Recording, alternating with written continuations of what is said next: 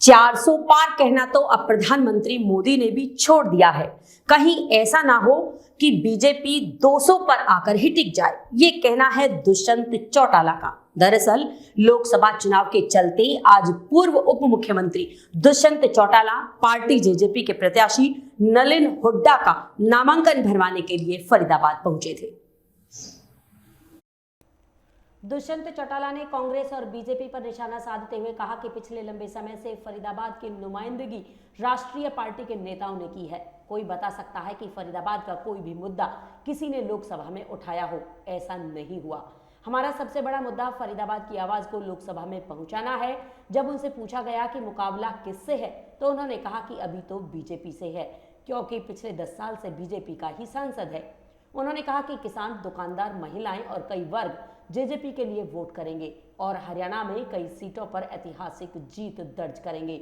उन्होंने कहा कि फरीदाबाद की जनता परिवर्तन चाहती है। हमारा उद्देश्य होगा कि हरियाणा की तरक्की में केंद्र की हिस्सेदारी को कैसे बढ़ाया जाए। उन्होंने कहा कि जब मैं 2014 में लोकसभा पहुंचा तो मैंने आवाज उठाई थी कि यमुना में 750 करोड़ खर्चने के बाद भी यमुना साफ नहीं हुई, जबकि आज हालात बद से बदतर हैं।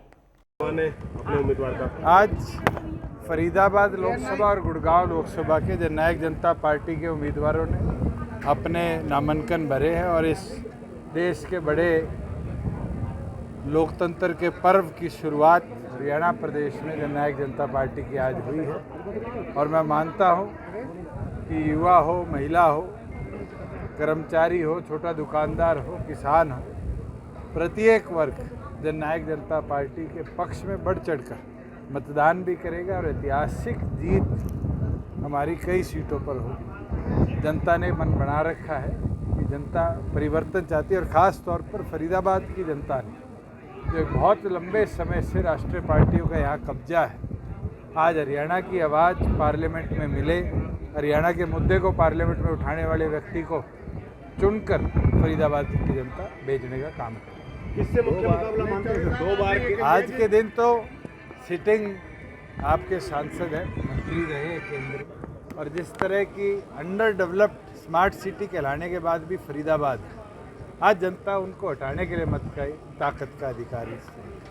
चौधरी साहब, आप जब कह रहे हैं कि मतलब राष्ट्रीय पार्टी का कब्जा है, आपकी प्रादेशिक पार्टी है, तो ऐसा उसका क्या मैनिफेस्टो जो लोग आपकी देखो, सबसे ज़रूरी चीज़ देखने की है 10 साल हरियाणा प्रदेश के अंदर अधिकतम सांसद भारतीय जनता पार्टी के रहे और उससे पहले 10 साल कांग्रेस के रहे। कितनी बार हरियाणा की जनता की आवाज़ को पार्लियामेंट में जगह मिली, इश्यूज़ को वहाँ उठाया गया।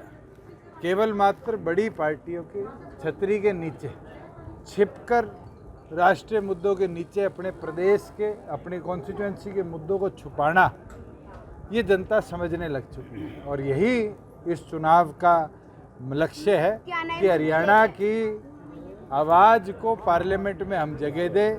हरियाणा की तरक्की के अंदर केंद्र की हिस्सेदारी को कैसे बढ़ाया जाए, वो जब ही बढ़ सकती है जब हरियाणा की आवाज़ को पार्लियामेंट में जगह मिले। क्या नए मुद्दे लेकर आई है जेजेपी अपनी बात?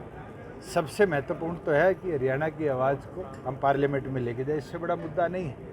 और जनता इसको समझती है कि केंद्र में हिस्सेदारी मिलेगी तभी हरियाणा के हित के कामों को बढ़ोतरी। चौधरी साहब, आज आपने प्रेस कॉन्फ्रेंस जो मैंने सुनी है उसमें ये कही है कि भी आगरा नहर में दिल्ली का पानी बहता है केमिकल का, उसकी जो आवाज़ उठाई जाए, तो आप मैंने स्वयं, जब मैं पार्लियामेंट में था और उस समय उमा भारती जी मंत्री होया करती थी जल संसाधन, ये बात पार्लियामेंट में रखी थी कि 750 करोड़ खर्चने के बावजूद भी यमुना जी साफ नहीं हुई। और आज तो वो हालात बद से बदतर हुई है, जबकि एनजीटी के इतने रेगुलेशंस आए।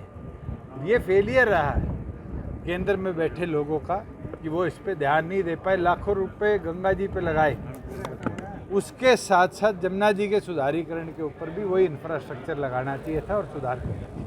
चौधरी साहब, बीजेपी के 400 पार के नारे को कैसे देखते हैं? 400 पार तो प्रधानमंत्री ने बोलना छोड़ दिया। मैं तो पिछले 1 हफ्ते से प्रधानमंत्री के मुंह से 400 पार की बात नहीं सुनी। आज मुद्दा 400 पार का नहीं है। 1977 में Indira is India, India is Indira नारा दिया था। जनता ने क्या किया? इंदिरा गांधी को भी हराया और कांग्रेस का भी देश से सुपड़ा साफ किया। ये 400 पार का नारा आज के दिन कहीं 200 पे आके ना रुक जाए, ये तो आने वाले दिनों में आपको पता चलेगा। मगर जिस तरह के रुझान दक्षिण से आ रहे हैं, मुझे लगता है मई में भी ये ठंडी हवाएं जो चल रही है, ये नॉर्थ की भी दिशा दशा बदलने का काम जीत क्या लगता है